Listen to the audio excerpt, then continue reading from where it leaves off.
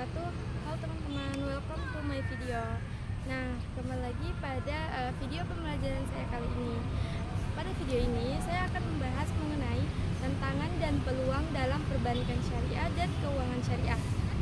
Nah, topik yang akan saya bahas sangat penting karena keuangan syariah menjadi salah satu pilar pembangunan ekonomi nasional. Nah, sejalan dengan pertumbuhan gaya hidup halal dan kebutuhan masyarakat, kebutuhan masyarakat akan sistem keuangan yang lebih adil, transparan, dan beretika. Nah, perbankan syariah adalah sistem perbankan yang beroperasi berdasarkan prinsip-prinsip syariah Islam. Yang pertama yaitu ada larangan riba atau bunga, yang kedua ada yaitu larangan gharar atau ketidakjelasan, yang ketiga ada larangan maisir atau spekulasi berlebihan, yang keempat ada mengutamakan keadilan melalui akad-akad syariah seperti murabahah, mudarabah, musyarakah, ijarah, dan lainnya. Nah, tujuan dari perbankan syariah adalah menciptakan sistem keuangan yang stabil, adil, etis, serta menguntungkan bagi masyarakat. Nah, adapun kondisi dari perbankan syariah saat ini. Nah, pangsa pasar perbankan syariah Indonesia terus meningkat, namun masih lebih kecil dibandingkan bank konvensional. Nah, dengan dukungan dari pemerintah sangat kuat melalui KNKS, penguatan regulasi serta pengembangan ekonomi syariah nasional. Nah, digitalisasi dan efisien syariah mulai berkembang cepat. Kesadaran masyarakat juga terhadap produk halal semakin meningkat. Selanjutnya ada tantangan utama dalam perbankan syariah. Yang pertama ada tingkat literasi dan edukasi syariah masih rendah. Banyak masyarakat belum memahami perbedaan bank syariah dan konvensional. Literasi rendah menyebabkan minat masyarakat untuk menggunakan produk syariah tidak maksimal. Yang kedua ada sumber daya manusia syariah masih terbatas. Bank syariah memerlukan sumber daya manusia yang memahami ekonomi syariah, fikih muamalah, dan keuangan modern. Keterbatasan sumber daya manusia membuat inovasi produk menjadi lambat. Kemudian yang ketiga ada inovasi produk dan teknologi masih perlu ditingkatkan.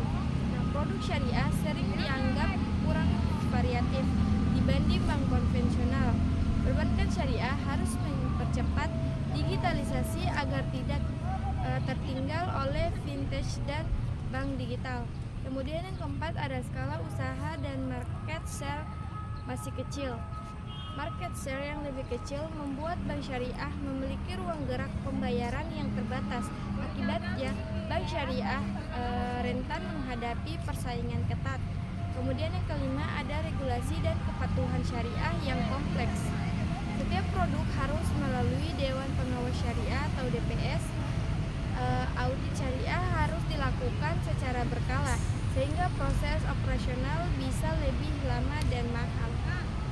Kemudian sekarang ada biaya operasional lebih tinggi. Nah, karena proses kepatuhan syariah lebih rumit dan akad lebih bervariasi, biaya operasional sering lebih tinggi. Kemudian ketujuh, persepsi masyarakat masih terbatas. Sebagian masyarakat menganggap bank syariah hanya untuk muslim atau kurang fleksibel. Persepsi ini perlu diluruskan melalui edukasi dan pengalaman layanan yang baik. Selanjutnya ada peluang perbankan dan keuangan syariah. Yang pertama ada populasi muslim terbesar di dunia.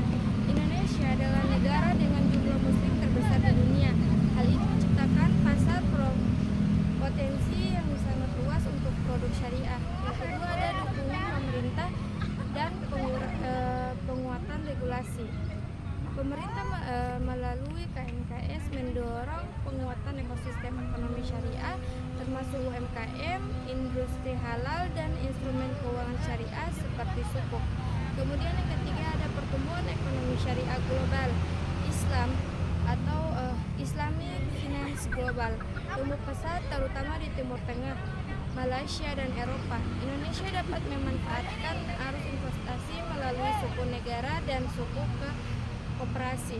Kemudian yang keempat ada perkembangan fintech syariah dan digital banking. Nah, potensi besar untuk pengembangan yang pertama ada itu e-wallet syariah, yang kedua ada crowdfunding, wakaf atau zakat, yang ketiga ada P2P lending syariah, kemudian yang keempat ada mobile banking syariah yang lebih modern, kemudian yang kelima ada kebutuhan pembayaran atau UMKM, usaha kecil, usaha mikro kecil menengah. Nah, akad bagi hasil syariah seperti musyarakah dan mudharabah sangat cocok untuk UMKM. Bank syariah dapat menjadi pendorong pertumbuhan ekonomi berbasis UMKM. Yang keenam ada meningkatnya kesadaran akan etis finance. Masyarakat global semakin menyukai produk yang etis, transparan, dan adil.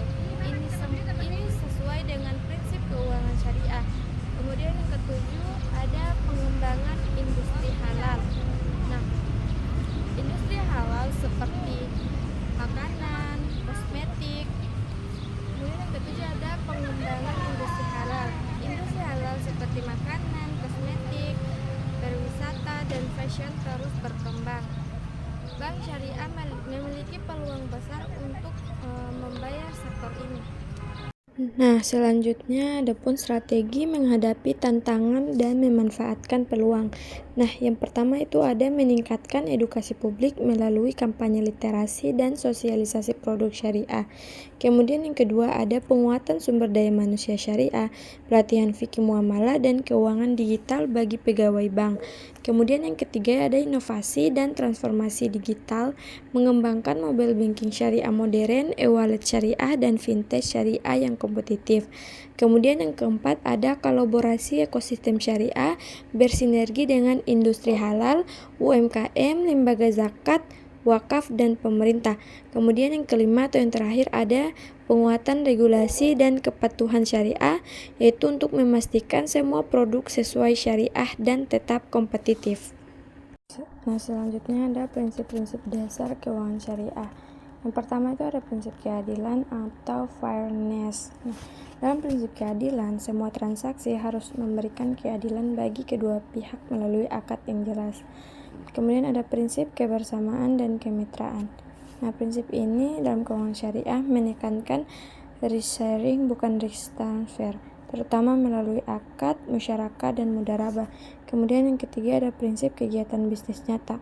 Prinsip ini melakukan transaksi harus didukung aset real, tidak boleh spekulatif. Kemudian terakhir ada prinsip transparansi. Nah, dalam prinsip ini semua informasi harus jelas, tidak boleh ada unsur penipuan atau ketidakjelasan. Nah, selanjutnya ada instrumen keuangan syariah. Nah, yang pertama itu ada instrumen pembiayaan seperti mudharabah. Nah, mudharabah ini adalah akad jual beli dengan margin keuntungan.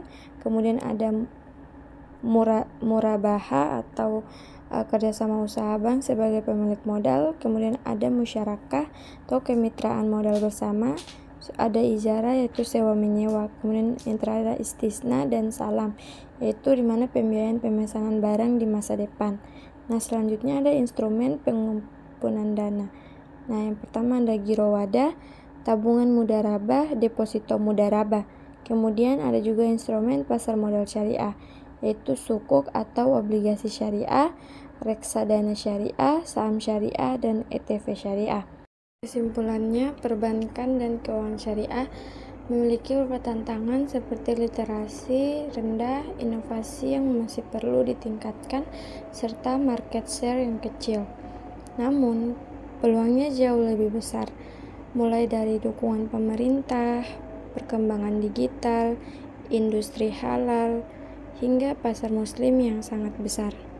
Nah, dengan berbagai strategi yang tepat, industri keuangan syariah dapat menjadi kekuatan utama dalam perekonomian nasional dan global.